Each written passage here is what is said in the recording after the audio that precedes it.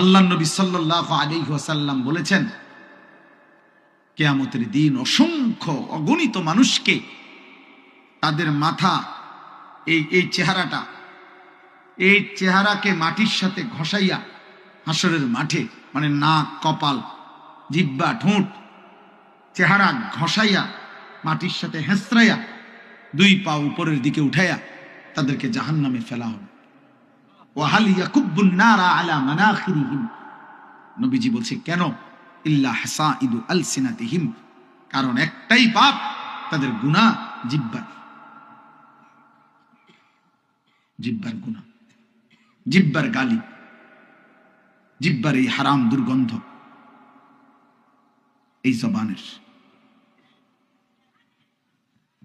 হ্যাঁ, রাসূলুল্লাহ সাল্লাল্লাহু আলাইহি ওয়াসাল্লাম একদিন মুআজ ইবনে জাবাল রাদিয়াল্লাহু তাআলা আনহু, বিখ্যাত সাহাবী, ওনাকে আল্লাহর নবী সাল্লাল্লাহু আলাইহি ওয়াসাল্লাম পুরা ইসলামের যাবতীয় বিধিবিধান বলছেন। বলতে বলতে বলতে বলতে নবীজি বলছেন যে অনেকক্ষণ বলে বলছেন, মুআজ, যে গোটা ইসলাম পালন করা সহজ হবে তোমার জন্য একটি বিষয় আমল করলে, আমি কি সেটা তোমাকে বলবো? নবীজি উনাকে জিজ্ঞেস করলেন, আলা উখবিরুকা বিমালাকি যালিকা কুল্লি, ইসলামের যাবতীয় আমল তুমি একসাথে করতে পারবা সুন্দরভাবে, এমন একটা জিনিস আছে, সেটা কি আমি তোমাকে বলবো? তিনি বললেন, বলুন ইয়া রাসূলুল্লাহ। নবীজি তখন তার জিহ্বা মুবারক টান দিয়ে ধরে এই জিহ্বায় হাত দিয়ে বলছে, কুফা লিসানাক, তুমি শুধু তোমার জিহ্বার হেফাজত করো। এক কথা বলছে, কিসের হেফাজত? জবানের হেফাজত, জিহ্বা হেফাজত। হ্যাঁ,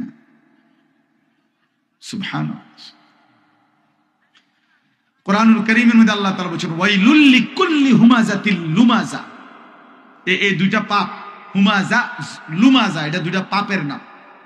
যে মানুষের সামনে নিন্দা করে এবং যে মানুষের পশ্চাতে নিন্দা করে, সামনে পাইলেও তারে নিন্দা করে, পশ্চাতে আড়ালেও গীবত শিকায়েতের মাধ্যমে নিন্দা করে, আল্লাহ বলে তার জন্য জাহান্নাম। এই দুইটাই জিহ্বার কাজ,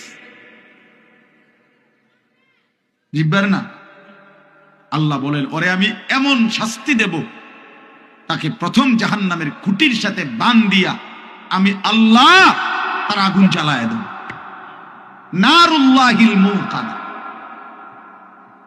আমার